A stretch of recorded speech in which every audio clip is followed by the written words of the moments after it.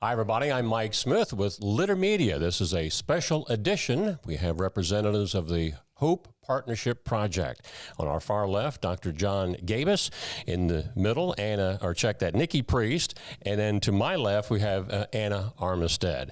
We'll be talking about the Hope Partnership Project, things that they're working on in our community to fight against substance abuse, and maybe some new information to share with us as well. Our interview today brought to you by Tomlinson Insurance. Back with Hope Partnership Project right after this. This is Andy Tomlinson. When insuring what's important to you, our agents are there when you need us the most. Tomlinson Insurance, for the best coverage at the best cost. Visit us online at tomlinsonins.com to learn more. Back with representatives of the Hope Partnership Project. Dr. Gabis, again on our far left. I was thinking that we'd had you in our loft studio before, but then you reminded me we came to you in the Carlisle building. That's been a couple years ago. It has been. I think we were up in the tower room. Yeah. Looking out over beautiful downtown Chillicothe. So what has changed since our last visit a couple of years back, actually 2.5 years ago, with Hope Partnership Project? So what hasn't changed is that people are still dying from opiate overdoses. That has not changed. Maybe a little less in terms of total numbers, but still per capita, it's still very high in Ross County. What has changed for the better is we have increased our ability to meet this crisis head on with harm reduction techniques or harm reduction methodologies. And naloxone distribution is one that probably everybody is familiar with. That's a harm reduction strategy. Mm-hmm. So whenever we have a lot of naloxone available in the community and somebody overdoses, like if you're walking down the street and you see somebody laying on the street and unresponsive, if you have Narcan, you might be able to save a life. Yeah. Or if you are a family member of somebody who happens to have a family member who uses opiates, you carry that, you can save their life. So that's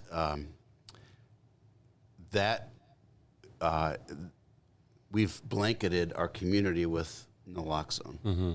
And why that's important is because now people are increasingly using that to save lives, but doing it right away, not waiting for EMS or law enforcement to show up, but they're doing it right away. So the number of people that we see in our post-overdose response team docket, so to speak, the number of people who are using Narcan at home or bystander Narcan has gone up dramatically. Mm-hmm. And the number of overdoses that are reported are decreasing. So that is a direct result of harm reduction strategies, and that's through our partners at the Ross County Health District. That's through other lay distributors of Narcan, and that's Project Dawn sites across the region. So that's been a huge tool to help keep people alive while they seek their way to treatment. Mm-hmm. And Anna and Nikki will talk about other ways that the Hope Partnership Project has worked hard at decreasing the risk that's associated with opioid use disorder and substance use disorder. Remember, our goal is to keep people alive until they can find their way to treatment. Right. If you're breathing, there's hope. If you're not breathing, there's no hope. Yeah. So our objective is to keep you breathing. Yeah. So that you find your way to a new life. Before we move away from that, Aaron, do we have that graphic? We can put that back up. Fentanyl, lethal, and then it says call 911. And again, naloxone has been around now for a couple of years, but there's still people that don't understand the impact that it has. You can't get addicted to naloxone. Absolutely not. Yeah. You can't cause harm using naloxone. Right. So if somebody's having a heart attack and they're a young person and they're having a heart attack and you use naloxone, you're not going to cause any harm. Mm-hmm. If they are having an opiate overdose and you don't use it, mm-hmm. that can be harmful. Right. So it's safe to use. People shouldn't be afraid to use it because you're not going to harm anybody. Of course, Dr. Gabis, for many years, Ross County Coroner, but currently the president of Hope Partnership Project. When we were introducing Nikki Priest earlier, we didn't say she was the R-Core project manager. Nikki, anything you want to add to what Dr. Gabis was talking about or dovetail into something else? Yeah, I wanted to add, I think in the last couple of years, some updates that the Hope Partnership Project has experienced. We received funding through the Healing Community Study, which is a study in partnership with Ohio State University and the National Institute of Health. There was a Wave 1 counties, and we were a Wave 2 county. So we've been working with the Healing Community Study team to implement strategies in the community, and had some funding and a lot of support from them. That wraps up in December. And then we were also awarded in September of 2022 a HRSA MAT Access Grant of $1.6 million over 3 years. And that is focused in Ross, Pike, and Fayette County. So those two funding sources have been huge in getting the work off the ground and really making a difference in the community. And again, Anna Armistead, she's the program coordinator of Hope Partnership Project. I would just like to add what harm reduction is. We sort of talked about that naloxone is an example of harm reduction, but overall it's a public health strategy to help reduce the harm and risk for those that are actively using substances. So there's a lot of different things that we do in our everyday lives that we may not think are preventative measures or harm reduction, but it's very comparable to what we're doing for those that are actively using substances. So it's my understanding that with the harm reduction program, there are other things other than naloxone that are going to, I almost want to refer to it as a vending machine, but it's not going to cost anybody anything to access it. What are some other things in there? So there's going to be fentanyl test strips. That is a big thing because fentanyl, I have a stat here that from some of the overdoses that happened in Ross County, 89% of the toxicology reports reported that there was fentanyl in the overdose. So the fentanyl test strips help people to be able to test their drugs to make sure that there's no fentanyl in there, and because it just takes one time to have fentanyl in your drug, and then you're not here anymore. Right. So, and Nikki can hit on some of the other things that'll be in the vending machines that we'll have. Yeah, absolutely. I think the other thing that Anna was talking about, one of the core beliefs around harm reduction is that we believe in respect and rights of people who use drugs. So we know that we can't force people to stop using drugs. And I talked about this the other day. One of the concepts we have in community health is we want to build a community with a context of healthiness, right? So how do we build that context? We create opportunities for people to make healthy decisions. And so when we create a context for our people who are using substances to make healthy choices, it helps them to care more about themselves and eventually, hopefully, seek treatment and get better. So some of the other things in the machine, there will be pregnancy tests, fentanyl test strips, naloxone. There will be wound kits. So a lot of people that use substances will get infections or wounds, especially if they're experiencing homelessness. So these kits will help treat those wounds, keep people out of the ER unless they need to be in the ER. Additionally, there will be hygiene kits. So folks can get access to those items that they might need to maintain a clean body and a healthy body. And I think that's everything. I'm sure there's more things that I'm missing. Educational materials. And then in addition, folks will have the opportunity to connect with a peer recovery supporter or a treatment agency.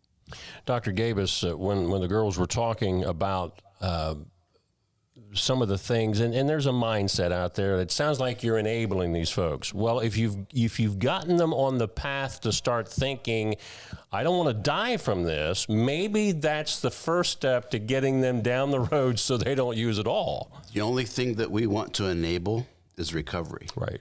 So when you think about the term enabling, it's in a negative context. Mm-hmm. Because, we're just allowing them to continue to do this. Well, if we take a step back and take the judgment part out of it and the stigma part out of it, and we say, what's our goal here? Our goal here is to have you not have the life-threatening consequences of these behaviors or this use, this disease, because it is a disease, how can we help you not be so far down the road that you can't come back? Whether it's hepatitis C or hepatitis B or HIV or infection of your heart valves, we want to help prevent that so that whenever you do find your way to recovery, you have a really good shot at being healthy, not just alive, but healthy. So enabling, I've flipped my thought process about enabling from, gee whiz, we got to be careful. Well, they're going to use it. They're going to use the substance anyway. So why don't we enable them to have a shot at health without stigma and judgment and barriers that would say, oh, this doesn't feel good. Why would I want to keep going and getting my head, head thumped? You got to stop doing this. Well, no kidding. Yeah. And one of the key components of harm reduction is every contact has the ability to connect to services. Every single one. It might be asynchronous or virtually, but every single contact that we have should be linked to treatment opportunities. Because that's it. We're trying to treat people with respect and with human dignity and God's love, and we want them to be able to get back to health. I've discovered over the last several years that many people that you see walking the streets, again, we get these first impressions. Well, that I see him on the street at the same time every day. He's probably a drug addict. Well, I have discovered that many of those people are walking to treatment classes. So they're trying to do something. But how did Chillicothe, Ross County become almost like ground zero for treatment? So gee whiz, that's a great question. So when we started the Ross County Drug Abuse Coalition in 2010, the number of treatment sites was like maybe one. And by sounding the call and saying there are ways that we can help people out of this, folks were attracted, companies or individuals were attracted to begin that treatment process here in Ross County. With Medicaid expansion and covering folks who would typically not be Medicaid eligible, that opened up a whole host of treatment opportunities that a company could come in and actually be a going concern, providing evidence-based care for people with opioid use disorder. So Medicaid coverage of that service, as well as the ability of us to attract, by our proactive stance, attract people who wanted to come here and help our community. Yeah. Ladies, please feel free to jump in here. Anna? I just wanted to touch back on the harm reduction vending machines, and you guys had sort of mentioned it with the amount of stigma that is associated around just harm reduction alone, as well as those that are in active substance use. And it's important to point out, too, that they didn't just wake up one day and say, okay, this is the day that I'm going to start using drugs or whatever it may be. There's deeper layer problems or traumas or mental health that unfortunately lead people to needing that escape from reality or that coping mechanism. And that's sort of where a lot of my passion comes in, of wanting to be there for people, because I know, they don't want to be alone. They want help, and they just need somebody to care enough for them to be there. And with the harm reduction vending machines, it sort of provides a low barrier and discreet way for them to try to get some help and see, okay, well, there's an organization or somebody out there that still cares for me and that wants to be there for me. And with the peer recovery supporter contacts being in there, it's really a cool thing, because peer recovery supporters have lived experience, and they're, the proof that you can recover, you can be in recovery, you can help others that have been exactly where you are. So that's sort of where my passion drives with it, of just wanting to be there and remind them, like, you are cared for. Yeah. Nikki, I don't know what, if any, involvement you have with some of our local employers, but I know in mentoring a number of guys here over the last several years, in fact, the young man I'll be meeting with at lunch today, they have opportunities when they get to a certain level of their recovery where there are employers in our community that welcome them. I think they call them second chance jobs sometimes. Or 12th chance 12th jobs. chance. Right. Talk about the importance of having another entity in our community that says, we'll work with you. We'll work with you. Yeah, I think that's a good question. And then Dr. Gabis can probably help me a little bit here. Talk about the employer forums that we've had, because that's really how we're helping the employer groups organize. So, yeah, Dr. Gabis actually got me really involved in this concept of employers and helping employers and employees, because I think, a lot of people who use substances or have experienced addiction, they have a lot of losses, whether that's homes, jobs, family members, friendships. They lose so many things. So when they're trying to rebuild their lives, going back into the workforce can be challenging. And so if employers are able to support the staff as they come back into the workforce, they're more likely to maintain that employee, which in the long run saves them money and creates a great relationship for their staff. So we put our first employer workshop on last year, and we learned about a lot of resources that are available in Ross County and in Ohio for employers to help support employees, and then for employees to get support through their workforce. And I think if you wanted to find more information out about that, you could contact Anna or Ross County Community Action. They also have a lot of resources for folks. And I would like to plug there as well. Our website we have been currently redoing, and there is an employer and employee section of the website. So if you're an employer and you're needing resources or guidance on how to be there for someone that is in recovery, or connect them to different resources, that's all going to be on our website. And same thing for the employee if they're thinking, well, geez, how do I get back into the workforce? How do I look for a job?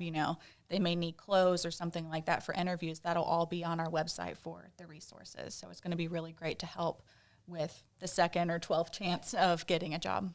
I know the state, probably monies that have been directed down through the federal government, I'm not real sure. With any employer, you got to train new employees. Well, these folks are no different. But if there is a little bit of a turnover there, maybe somebody relapses, there's a lot of drug testing that you have to submit to, but I think all the other employees have to go through that too. But that is something that I've been so impressed with many of our employers in this community. They are committed to this, and it's not just a fly-by-night thing. They're in for the long haul, and that's so important, like Nikki said and Anna said, to get a lot of these folks back on track. So one of the things that we realize with all of the treatment resources that are now available, people get through treatment, but getting them to a recovery of their life, with a recovery of relationships, a recovery of a driver's license, or a gainful employment position that pays a living wage.